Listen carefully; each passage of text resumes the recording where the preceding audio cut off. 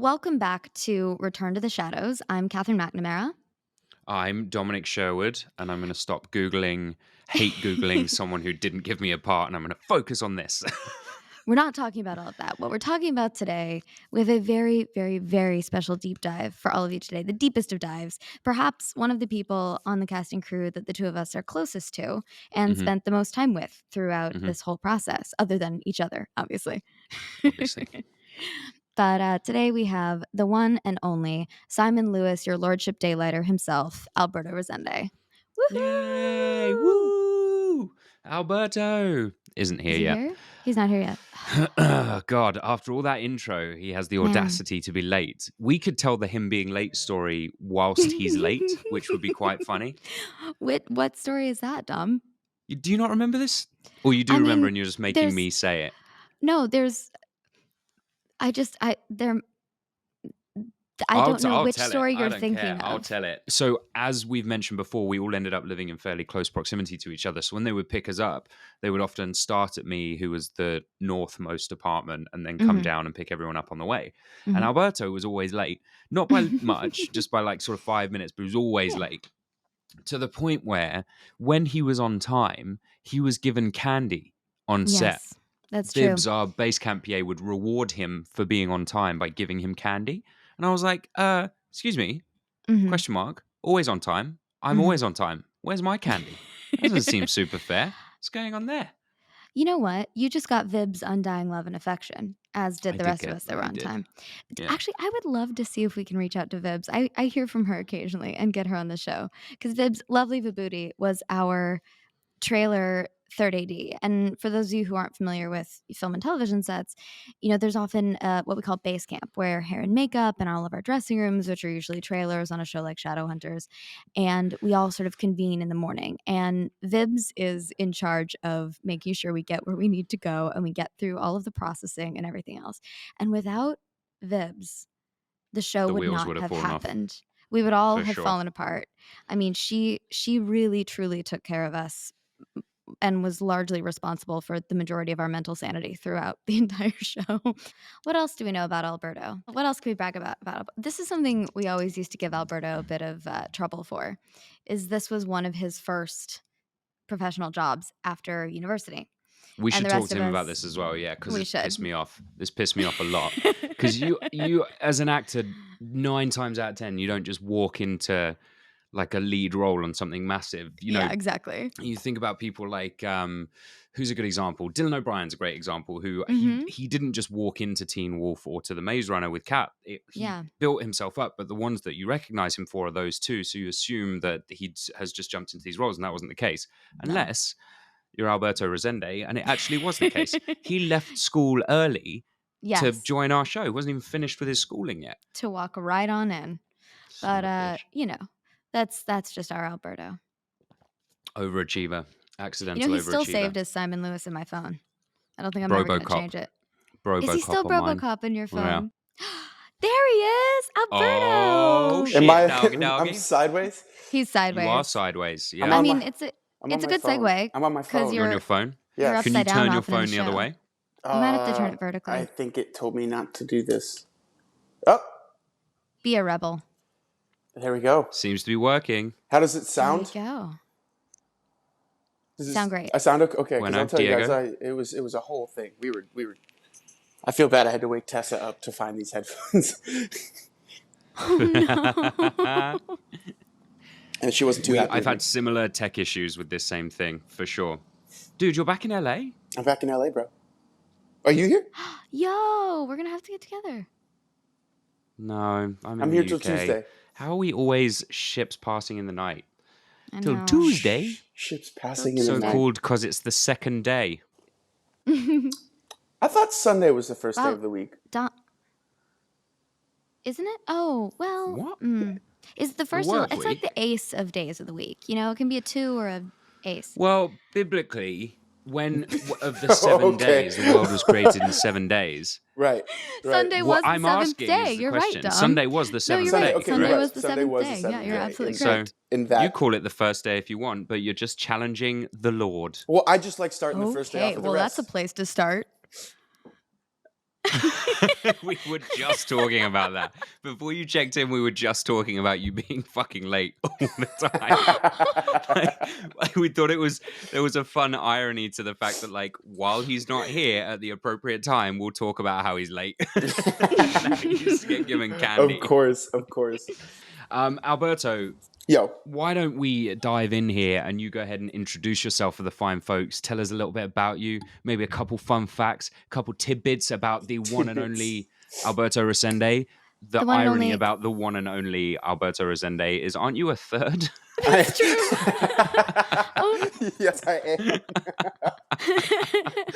I've never thought of it that way. Like, I actually, That's funny. In Chicago Fire, I guess the introduction is incorrect then, huh? Yeah, I guess so. I had a line in Chicago Fire a couple weeks ago, and the episode just aired, where I literally say, like, "What? There's no one else like me. I'm my own type." And now I'm like, "Oh no, I'm actually a set of three. Like, I come in a set of three, a very old version." Not to be sold we say separately. Third time's a charm, though? You know, I'm gonna use that. Let's say third. Yeah, I'll go with that. Yeah. Yeah. Right. So should I just third time's a charm? Yeah. Should I just dive in? Hi, I'm third time. Just dive in, baby. This is welcome to us figuring it out as we go. Awesome. Yeah. All right. Well, what's up? My name's Alberto Rosende. I played the part of Simon Lewis in Shadowhunters. I'm currently on Chicago Fire. I have been acting since I was a kid, but Shadowhunters was actually my first job. So, like, as a professional actor. So that was like my foray into this industry. And apologies, Stella, my cat, keeps rubbing against the legs of the tripod. So if you see it move slightly, just know it's because of Stella. I have a cat. She's the person, the being I'm speaking of. What else? What else should I say about myself? I had an amazing time shooting 3 seasons of the show with you two lovely people. Rewatching episode 3 was really a trip. It bring back some memories, huh? So this episode of the podcast is coming right after we just did our episode 3 rewatch. So we've just been through the ringer with you. Oh my gosh. Captured a couple times, hung upside down a couple times. Yep. I mean, talk us through a little bit of when you first, since we're on Shadowhunters, let's talk a little bit about when you first got the audition for Simon. Were you familiar with the books? Did you know anything about it? We've spoken about this. Yeah. I actually think it's going to end up in later episodes because we pre-spoke about it like ahead of time. But so you tell us your experience because we had an interesting experience meeting you as well. All right. So my experience auditioning for the show was really weird, which I think is cool for people listening.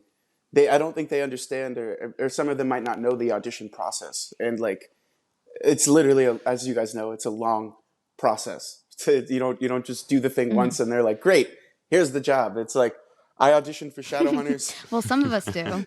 Dumb. I didn't do it once. Oh my God, I did it so many times. It was so many people. Not as many as you guys. That's true. I auditioned.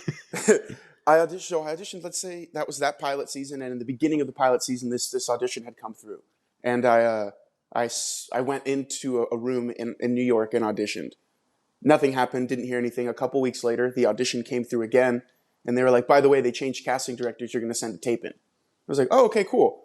So I read the same lines, sent a tape in. A couple weeks passed, nothing happened, and I was like, "All right, well, that must be the end of that."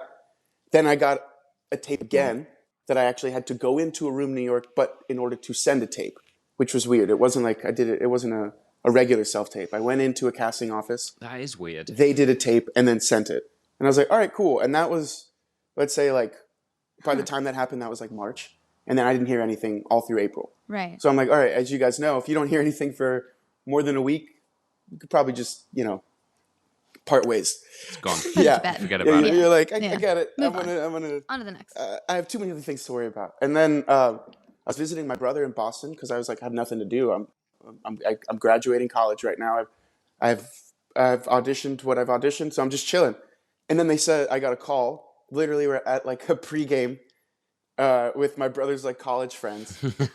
Oh no! And I get a phone call. They're like, "Hey Alberto, I know it's Friday, and I know that you're out of town. They want you back in New York by Monday so that we can fly you to LA Monday afternoon." And I'm like, "Oh, for a test?" And they're like, "Yeah, to test for the role." So I'm like, oh wow, that's cool. So for everyone listening, the test is the process where they've dwindled it down to like their top 10, possibly.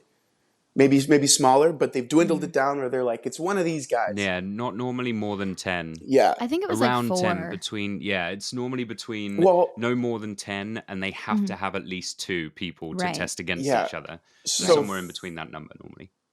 yeah, so for that first room, that first test, it was like eight Simons that I remember. So like, so then I flew back like Saturday. I partied with my brother that night, like having something to celebrate. Flew back the next day, took a day in New York to like prepare and whatever. Then Monday they call me and they're like, hey, sorry, we're pushing your test a week. And I'm like, because I was supposed to be in Boston for like a whole week and a half. And they were like, we're going to push it to next week, so Right. don't worry, you have plenty of time. And I'm like, I already rushed to get back to New York and chill. So I had all this extra time. So I said, you know what? I know it's based on a book, so I'm gonna read the book. So I read the first book before I even got there. And I was like, well, I know there's like 6 of them, so I'll keep reading. So because I also found out that I had never read a fantasy series before this. So it was also like I didn't know that. it was like my discovery. I mean, I've read fantasy books, but in terms of a full series, Yeah. I've never read a series at this point. So I was like, Whoa. yeah, it was cool. So I was like, oh, there's another book. It's the I'm going to go right in. So I read the second book. And that one I burned through even faster than the first one because now there was that like established world that I was excited about. And then Right. by the time the test Right. came around, I was reading the third book. I was halfway through. So I was already Were like, you at That's that insane. point imagining I yourself love as that. Simon? Were you That's so seeing very yourself Simon when of you were you. reading it? oh, 100%. And that was the coolest thing. I got flown to LA, took me straight to a hotel. Never been to LA before. And at this time, no one I know had graduated. So I had no friends out in LA. It was a completely new place. So I stayed in my hotel in WeHo. I like tried to walk somewhere because I'd been living in New York. So I was like, oh, I'll try to walk and get some food. You can't, It's you not the can't do same in that LA. in LA. Nope, can't do it in LA. So Can't do it in LA. I ended up being like, I'm going to stay just really focused then, since I literally can't do anything else. And that process is crazy. I'll talk about it a bit. Like the first day you go in for your, what they called like the producer director session, which is where we met Ed Decter and McGee. Yeah. And That's where I met you for the first time. that's where I saw you for the first time. That's where I saw Emerald for the first time. But Yeah. that first day was just us Simons. We go in, we'd read. And that's actually also where I met Taylor, the writer, and That's Zoe. right. Taylor Mallory and Jimmy and Zoe. Yeah, they were all assistants at the time. So it was cool that we all kind of started this process together there in that audition room. And then I remember thinking about it because you read the books, you get an idea of what this guy could look like and what he could sound like and be like. And Let me write then 1 second. I got you. And then after reading them, sitting in that audition room, I felt like I could cast the role too because I'd had a little bit of knowledge. So I was watching some people walk in. I was like, no, that guy's way too like buff and good looking to be Simon. Like he should be auditioning for like Jace or Alec or that guy is very tall and very cool. Simon's not that cool. And then there's another guy coming in with like glasses and a backpack, and you're like, oh, okay, that at least he's got the glasses thing right. So I actually went and had a pair of glasses that I wore because I know Simon wore glasses. So I made that choice. And I also kind of like any actor that didn't make that choice, I was like, that's an easy choice to make. Like it says the character wears glasses. Anytime you see a reference picture of him, he's wearing glasses. So I'm like, that was a choice that I don't know why people didn't make that. Obvious choice. Yeah. Well, that's interesting because that's what Kat and I were talking about because we've briefly touched on my audition process and you guys mentioned. So I was cast first and then I had to come. I don't know if this is important or not. Take it. I might need to take it. Do you want to You talk take it. about I'll your pick process? up. I'll Sorry, pick up. I'll be right back. No, it's okay. You're good. So you and I, Alberto, we were in the same sort of round of auditions of Clary's and Simon's and Isabel's. And I will never forget walking into that room. Because like you said, you kind of look around and you've done the research and you know a bit of, okay, what your at least picture is.